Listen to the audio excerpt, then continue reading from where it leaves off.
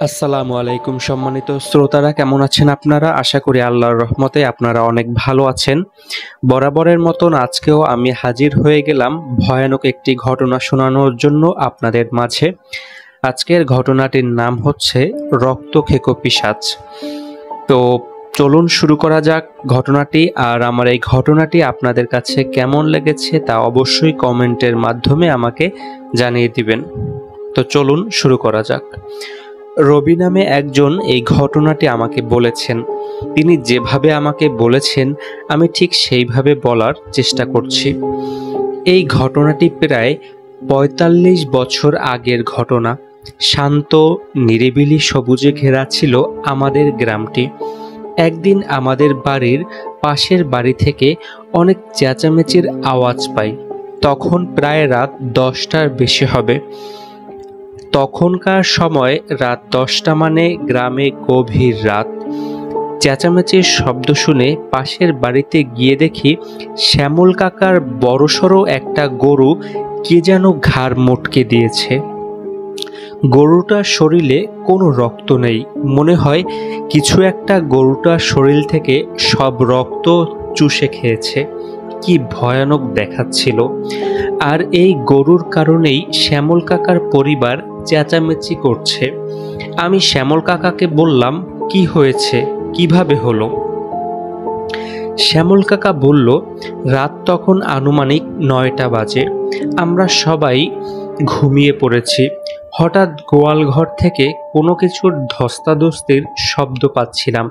আমি ভাবলাম চোর এসেছে। হারিকেন আর লাঠি হাতে নিয়ে গোয়াল ঘরের দরজার সামনে যেতেই দেখি আর কোনো শব্দ আসছে না। আমি গোয়াল ঘরে ঢুকে দেখি সব গরুগুলো ভয়ে এক কোণে দাঁড়িয়ে আছে। আর সবচেয়ে বড় গরুটার ঘাড় মটকানো অবস্থায় মাটিতে পড়ে আছে। ততক্ষণে গ্রামের অনেক মানুষ এসে জড়ো হয়েছে শ্যামল কাকার বাড়িতে। সবাই হতবাক হয়ে তাকিয়ে আছে গরুটির দিকে। এত নির্মমভাবে কে মারতে পারে? তারপরে গরুটাকে মাটি চাপা দেয়া হলো। পরের দিন ঠিক রাত ১০টায় আবার দূরের কোনো বাড়ি থেকে চেঁচামেচির আওয়াজ শুনতে পাই। দৌড়ে গিয়ে দেখি জাকির চাচা অজ্ঞান হয়ে মাটিতে পড়ে আছে। তার পরিবারের লোকেরা তাকে জ্ঞান ফিরানোর চেষ্টা করছে। আর জাকির কাকার পাশেই পড়ে আছে ঘাড় মটকানো একটা ছাগল। আমি ভাবতে থাকলাম, গতকাল শ্যামল কাকার গরুর ঘাড় মটকানো দেখলাম, আজ আবার জাকির কাকার ছাগলের ঘাড় মটকানো। ব্যাপারটা কি? এর মধ্যে জাকির কাকার জ্ঞান ফিরেছে। তাকে জিজ্ঞেস করা হলো অজ্ঞান কিভাবে হলো। তিনি বললেন, রাতে তিনি টয়লেটে যাওয়ার জন্য ঘর থেকে বের হন।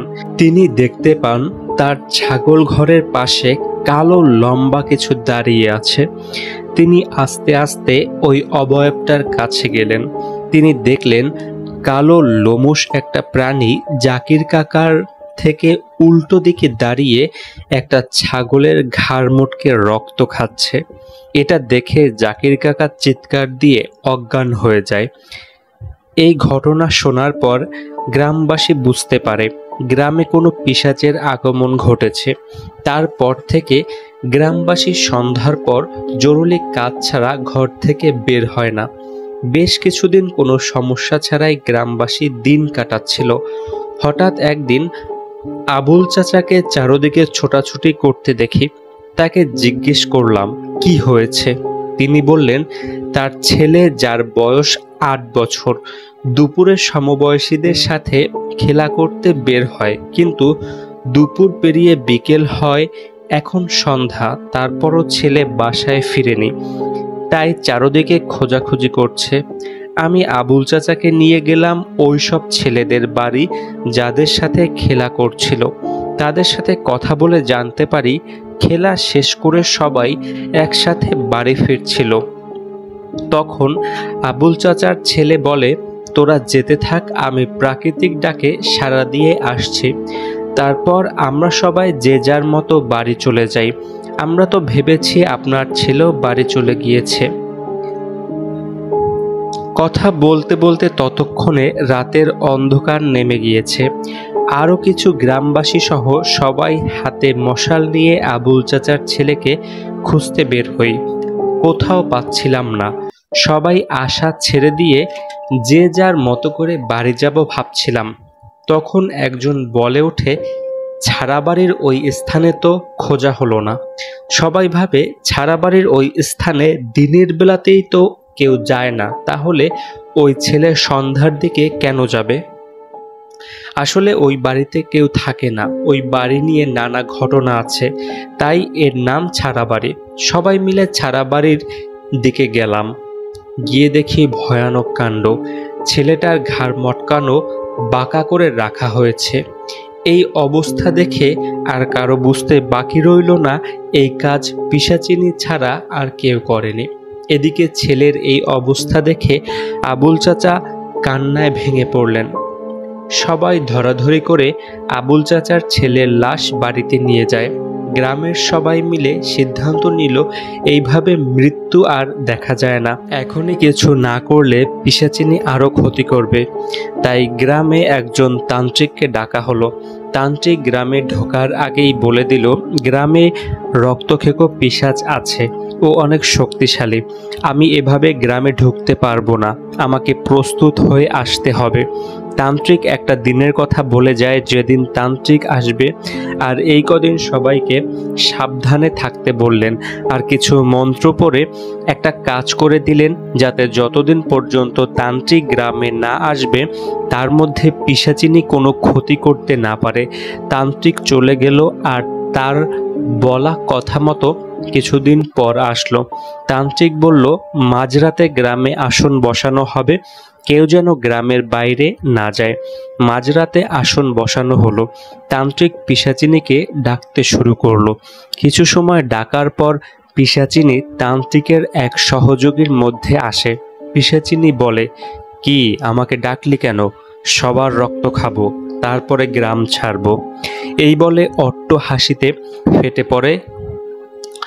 তান্ত্রিক বলে, তুই কেন এসেছিস? গ্রামের মানুষ তোর কি ক্ষতি করেছে যে তুই তাদের ক্ষতি করছিস?